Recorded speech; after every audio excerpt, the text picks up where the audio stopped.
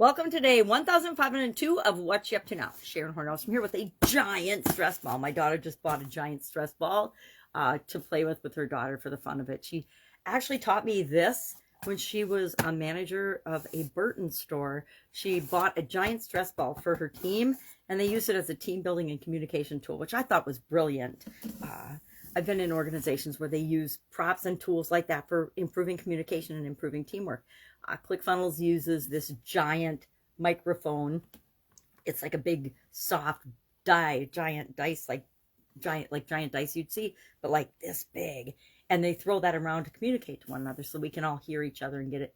Usually, I'm sure they do it for good recording purposes, but it was a great tool for communicating and hearing one another when we were in trainings at corporate headquarters before. So I've seen other things like that in different corporations, different environments, but it's fun when you have big fun things that who's ever holding the medicine stick or the giant stick or the peace pipe or something gets to talk. It encourages listening. It encourages participation. It encourages people from talking or having side conversations, or discourages side conversations and things, which is always good. So today, 1502 of what am I doing as I transition from the brick and mortar corporate world of businesses to the online world, and in 2020 and beyond, back and forth. I've got my fingers in all kinds of pies, but in both online and offline world for personal reasons. And sometimes I share those, sometimes I don't. Not necessary today. So today I'm thinking about the idiom and the expression for supersize your business, which was to give someone a piece of your mind. And normally when you're giving somebody a piece of your mind, you're angrily criticizing them for something you think that they've done wrong, or you're giving them feedback in a very angry and not necessarily positive way. Now I give people a piece of my mind, not in that way, but a piece of my mind every day in terms of sharing information, knowledge, experiences that I've had in business and in life via just little videos like this. And I think that's a much better way of giving someone a piece of your mind than the definition according to the internet and all kinds of different sources on the internet. I'm trying to find the etymology and where this idiom and other idioms with the word mind in them came from has been a challenge. And I'm focusing on mental well-being this month, so a lot of the idioms have the word mind in them, but most of them have little or no cool, fun history. And I really get a kick out of the history. It helps me to remember the idiom if I understand and knew the background for it. So some of these are interesting and a challenge. But for me, this one is good because I got to share my daughter's giant stress ball strategy and a story about corporate life, about a person I traveled with that would blame other people for their mistakes and give them a piece of their mind in a way that was very uncomfortable for anyone else around, including me. And then I talked a little bit about feedback and how you give people feedback. My dad taught me when I was a little girl, praise in public, criticize, coach, train, chastise, whatever you want to call it, counsel in private. I guess treat people the way you'd want to be treated and you expect to be treated, and you'll probably not go wrong, unless of course you're a bully and a meanie, and then chances are you will go wrong.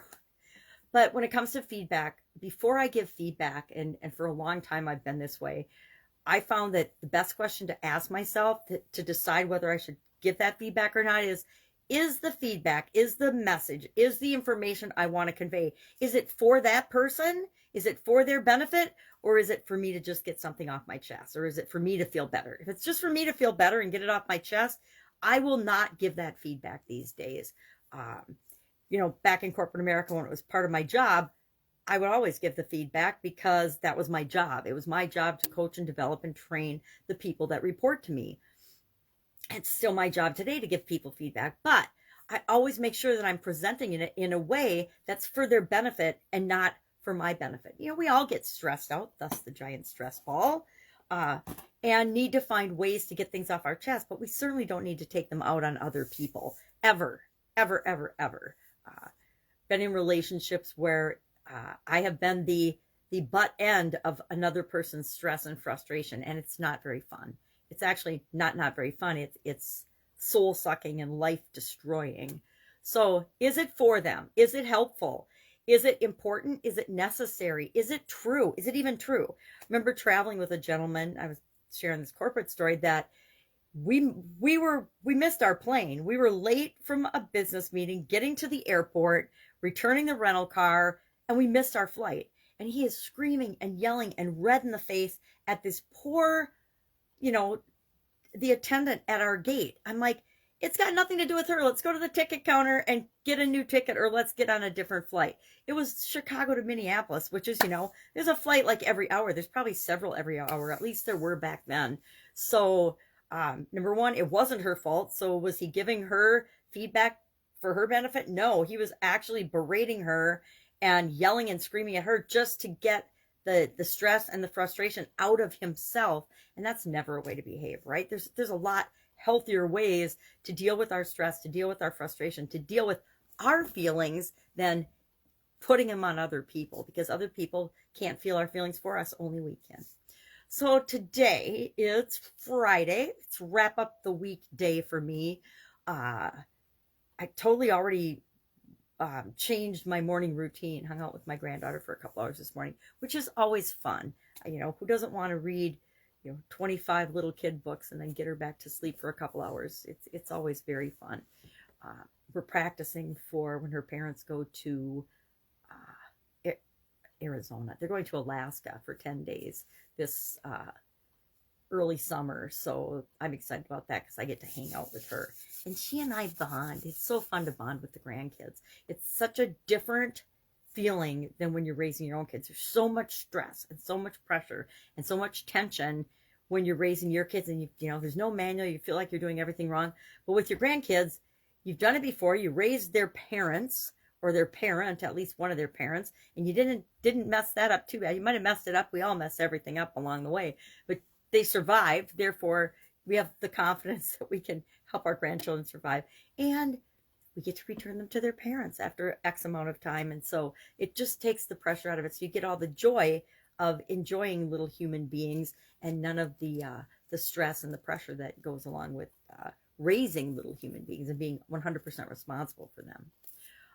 So if I can help you in any way, ask. I'm doing a couple of projects over the weekend that are just fun passion projects for me.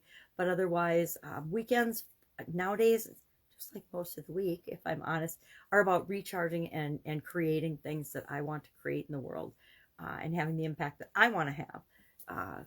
That sounds really selfish, but that's how we all are, right? We all are here to experience this life as only we uniquely can.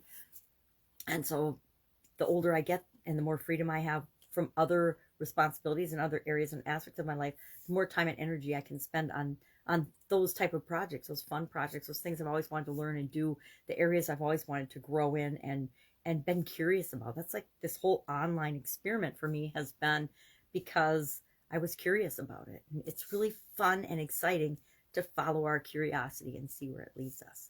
All right, if I can help you in any way, ask. Otherwise, I'll be with you tomorrow. Bye. Have a great day.